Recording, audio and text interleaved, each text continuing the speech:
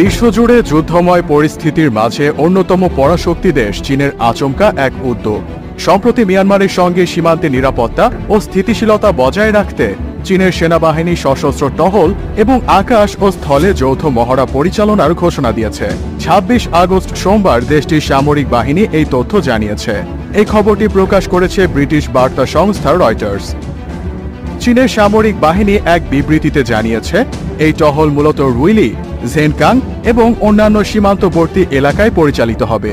মিয়ানমারের তীব্র গৃহযুদ্ধ এবং সংঘাতের প্রভাব নিয়ে উদ্বিগ্ন চীনের এমন সামরিক পদক্ষেপ কিছুটা চিন্তায় ফেলে দিয়েছে এর আশেপাশের দেশগুলোকে।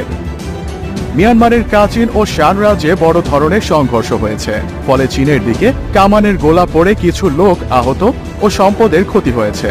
পাশাপাশি চীনের অবকাঠামো প্রকল্পগুলোর